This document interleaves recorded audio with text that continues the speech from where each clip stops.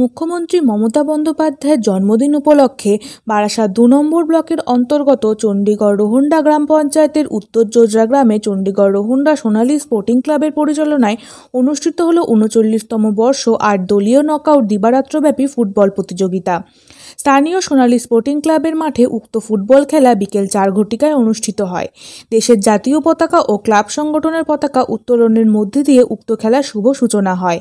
এদিন ফুটবল খেলা দেখার জন্য আশেপাশের গ্রাম থেকে প্রচুর দর্শক মাঠে উপস্থিত ছিলেন। এদিনের ফুটবল প্রতিযোগিতায় খাদ্যমন্ত্রী রথীন ঘোষ উপস্থিত হয়ে খেলোয়াড়দের উৎসাহিত করেন।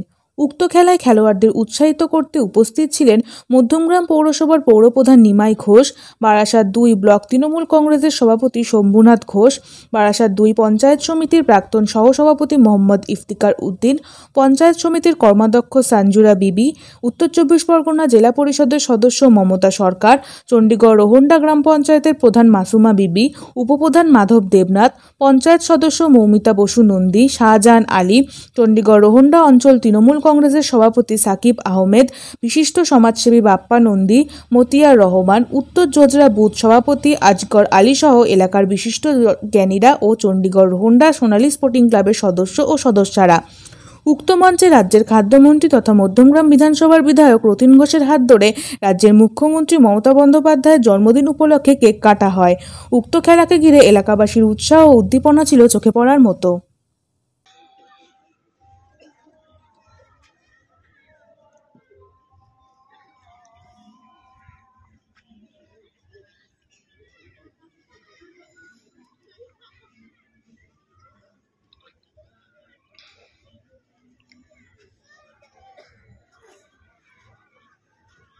ধন্যবাদ। এবার আপনারা এখানে একটু গানতারি উষ্ণ অভ্যর্থনা না জানাই সেটা কিন্তু আমাদের অত্যন্ত খারাপ লাগবে। আমরা বরণ করে নিচ্ছি আমাদের বুথ সভাপতি শ্রী নিমাই মণ্ডল মহাশয়কে। চলছে এখনো পর্যন্ত আমাদের খেলা গোল শূন্য অবস্থায়।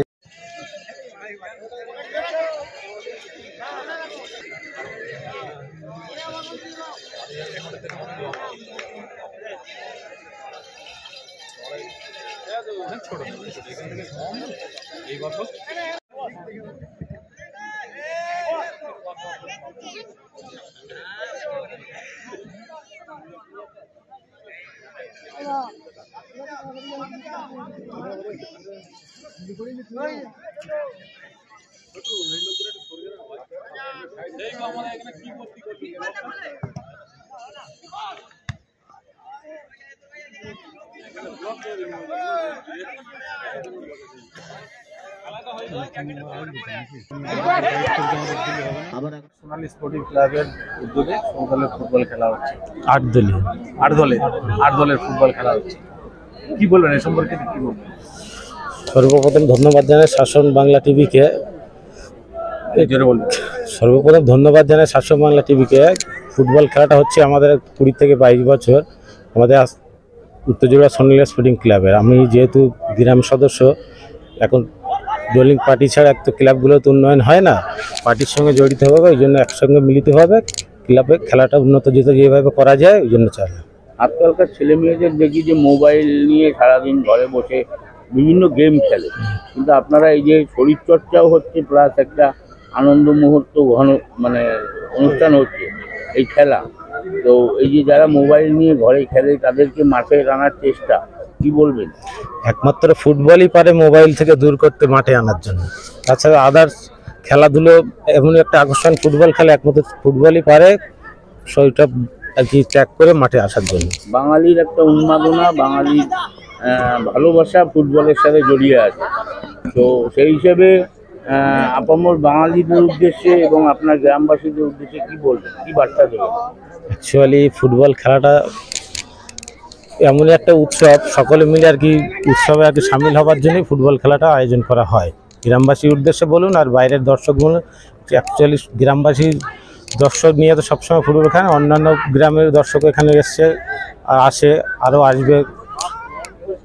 বিরোধীরা করে থাকে যে তারা খেলাধুলো হিসেব করে তারা পকেট গ্রহণ করার জন্য এরকম করতে থাকে, তারা করে থাকে।